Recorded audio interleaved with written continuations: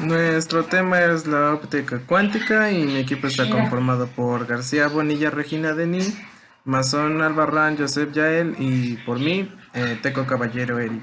A continuación comenzaremos.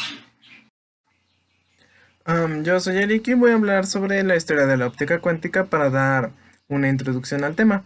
El principio de la teoría de la luz de que la luz puede ser cuantizada vino de Max Planck en 1899, cuando modeló correctamente la radiación del cuerpo negro, asumiendo que el intercambio de energía entre la luz y la materia solamente ocurría en cantidades discretas, al cual llamó cuantos. En 1905, Albert Einstein publicó la teoría del efecto fotoeléctrico. La única explicación posible para el efecto fotoeléctrico era la existencia de partículas de luz llamadas fotones.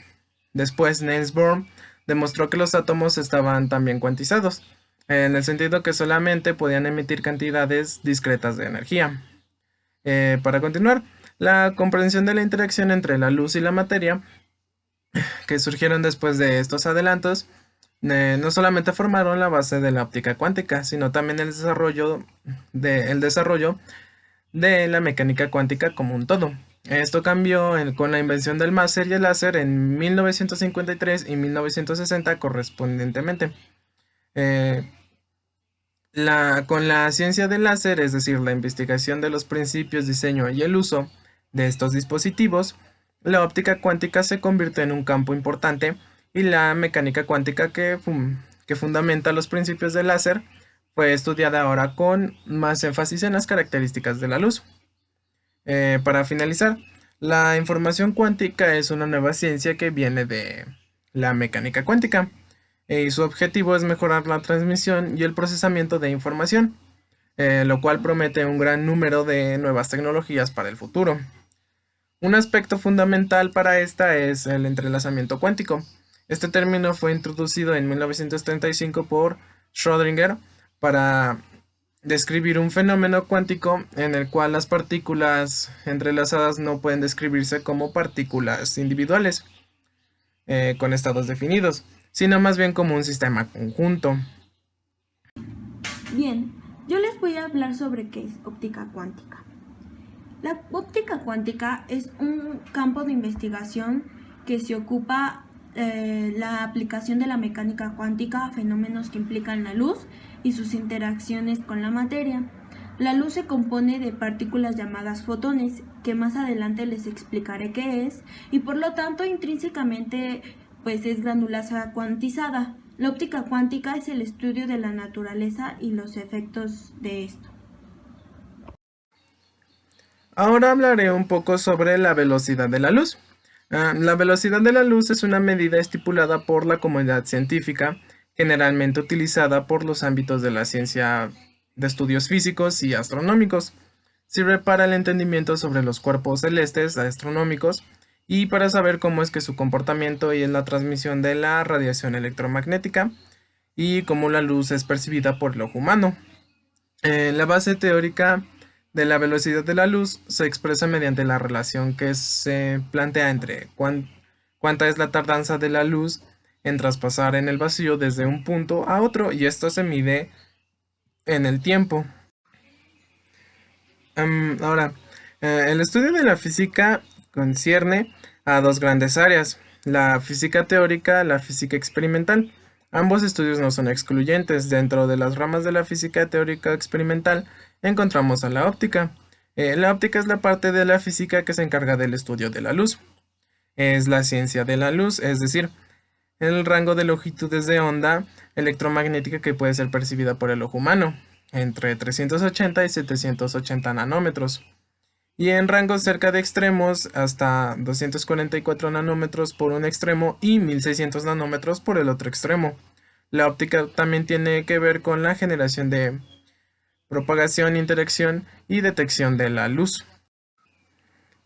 Como parte final de mis temas, les hablaré sobre las áreas de aplicación. En principio son la óptica instrumental, las comunicaciones ópticas, la metrología óptica y la óptica de frontera, en las cuales hablaré mejor en la siguiente diapositiva.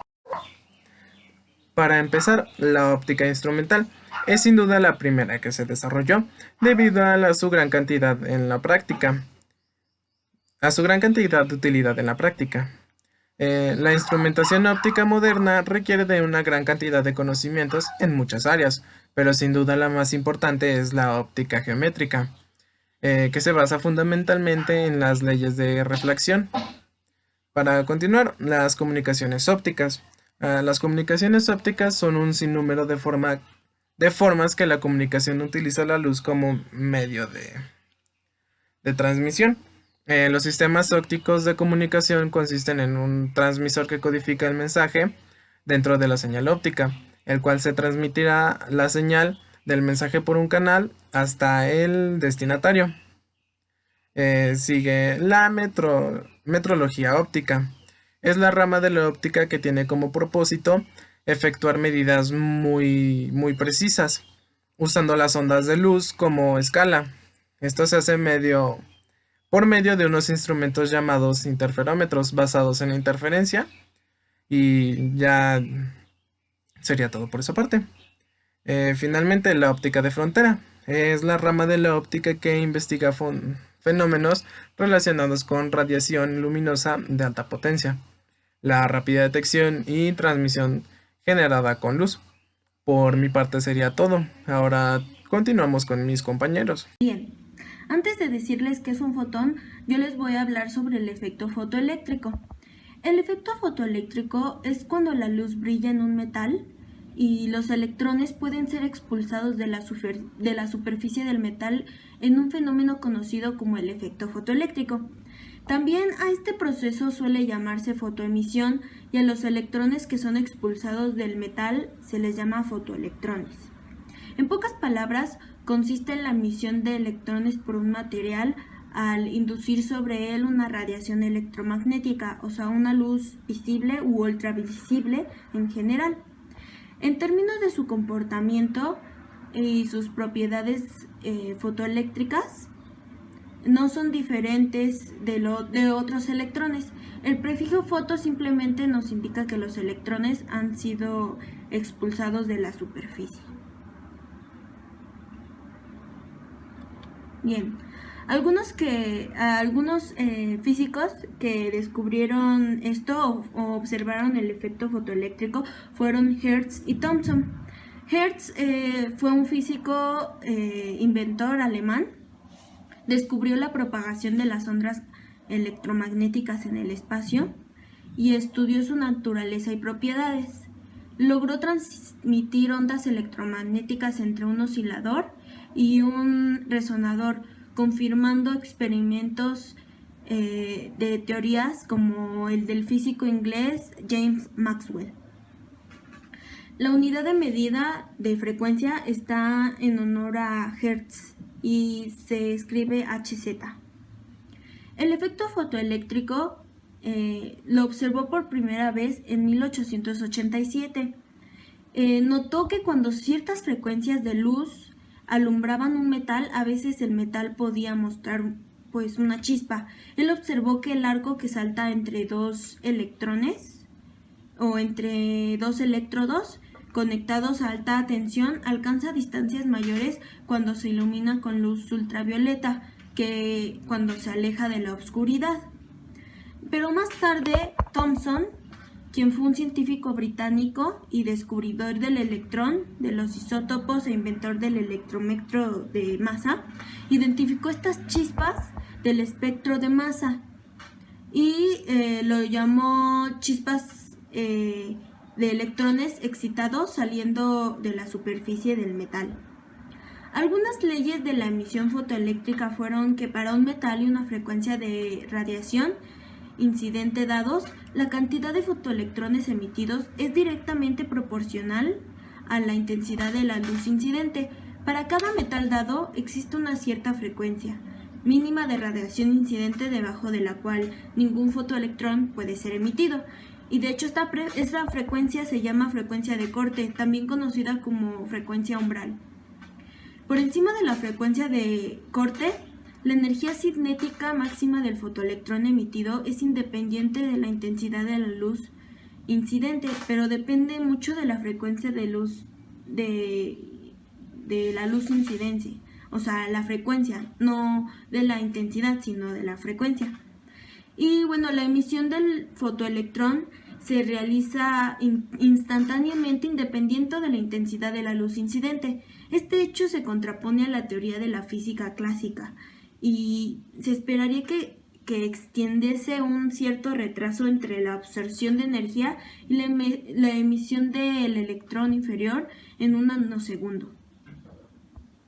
Bien, para entenderle a lo anterior y explicar bien lo que es el efecto fotoeléctrico, tendríamos que saber qué es un fotón y yo les hablaré a continuación de eso. Un fotón es un término introducido por la mecánica cuántica en la teoría electromagnética para designar una partícula de luz o un cuanto de energía electromagnética. El aspecto de partícula de un fotón se correlaciona con la expresión de un momento angular constante y cuantificado por la constante de Planck, de la que ya hablaron anteriormente mi compañero Eric, y su energía viene dada por el producto de esta constante de momento angular por un término de frecuencia. Los fotones son pues portadores de todas las formas de radiación electromagnética, no solo de luz. Los diferentes tipos de radiación electromagnética no solo corresponden a la energía por fotón. Los rayos gamma y los fotones de rayo X tienen la mayor cantidad de energía y los fotones de frecuencia de radio tienen la menor cantidad de energía, mientras que los fotones de la luz ultravioleta, infrarroja y visible tienen energía media. Se considera un quantum o partícula cuántica ya que solo se puede explicar mediante fenómenos cuánticos. Es un elemento que no tiene masa en reposo, pero sí tiene cuerpo, porque se puede observar a través de fenómenos tanto macroscópicos como microscópicos. Un fotón aislado y en el vacío viaja siempre a la velocidad de la luz sin llegar a sobrepasarla, y que en el caso de algún medio que relentice el paso de la luz, se produce un retraso de nanosegundo, pero si no pasa ningún incidente, puede llegar a viajar a muchísimos kilómetros como el de la luz. Aquí en esta imagen se podrán ver algunos rayos que, como dije, los rayos gamma y los fotones tienen una mayor cantidad de energía en los fotones de frecuencia. Aquí se podrá ver. Y bueno, tienen menor energía, mientras que los fotones de luz ultravioleta y roja, o sea, la luz roja que ven aquí, tiene energía media. Bueno, sigamos con el siguiente tema, que es acerca de lo que es la óptica geométrica. En este caso, como podemos ver aquí en la diapositiva, básicamente el tema está compuesto por 4 pequeñas definiciones que voy a dar de una manera bastante sencilla y rápida para no expandirnos. El primer concepto nos dice que es la propagación rectilínea de la luz. En este caso bien sabemos que las partículas, la luz está compuesta por pequeñas partículas que viajan a una velocidad bastante elevada, sin embargo no infinita. Y estas trayectorias rectilíneas son las que van a estar constituidas los rayos luminosos o los rayos de la luz. Después tenemos el segundo concepto, que es la velocidad infinita. En este caso no es más que nada que la velocidad de la luz. Básicamente, como bien sabemos, en todos los problemas de física, la pequeña cantidad que utilizamos en la velocidad de la luz, que se representa por medio de una c, es 3 por 10 a la 8 metros sobre segundo. Después tenemos lo que es la ley de la reflexión, como podemos ver aquí en la diapositiva. Y pues básicamente esta nos explica que al momento de que se incide un rayo de luz, se podrá decir, a lo que es una pequeña superficie plana, por ejemplo un espejo, inmediatamente la luz se va a reflejar.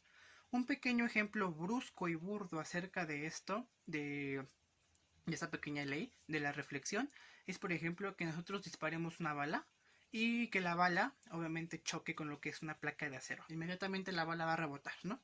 Es básicamente lo que haría la luz al momento de chocar con lo que es el espejo. El papel de la bala sería el de la luz y el papel de la placa de acero sería el del espejo. Y por último tenemos lo que es la ley de la refracción.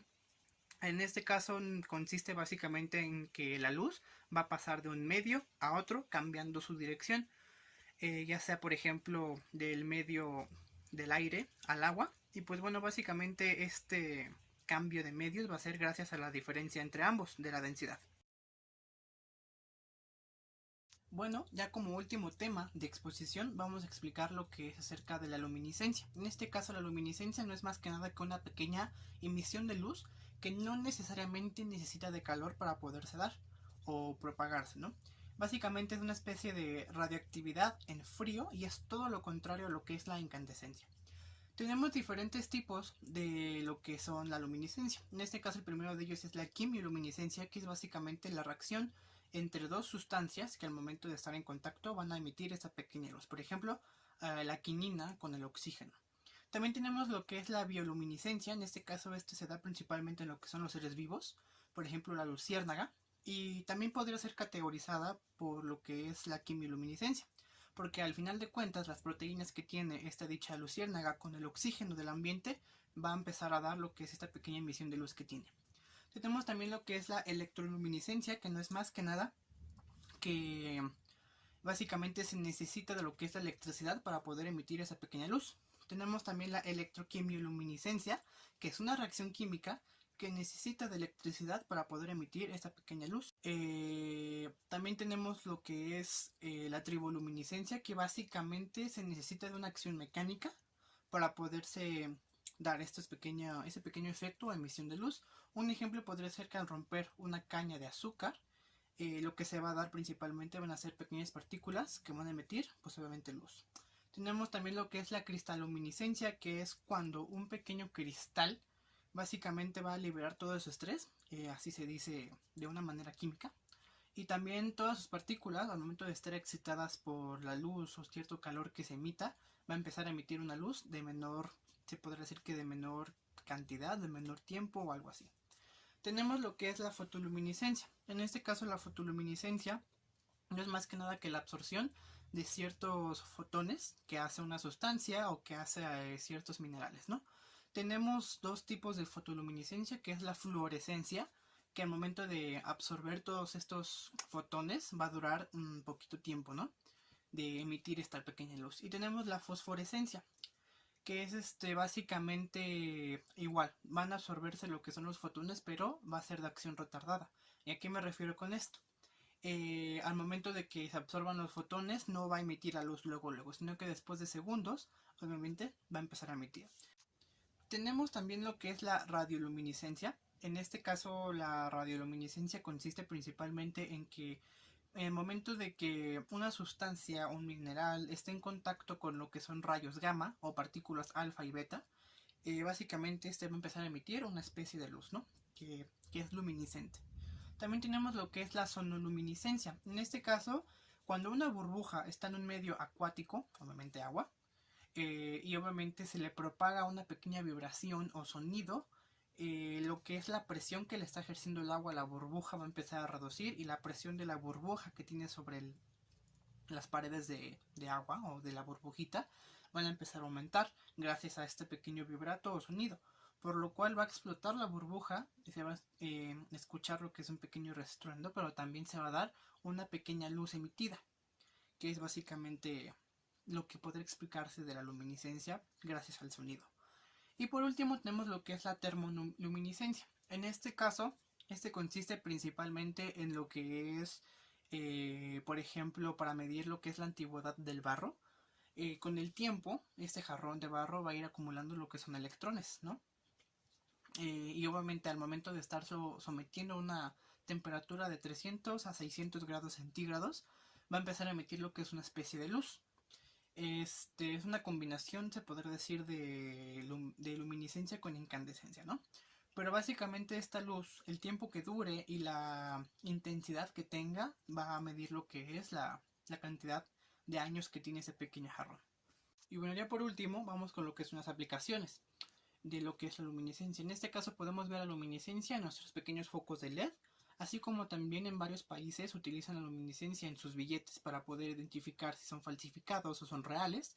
Y también en los controles de calidad de varios países le agregan una sustancia a los alimentos que al momento de que se emita una luz o que algún alimento emita alguna luz, inmediatamente quiere decir que tiene toxinas que puede dañar a lo que es el cuerpo humano.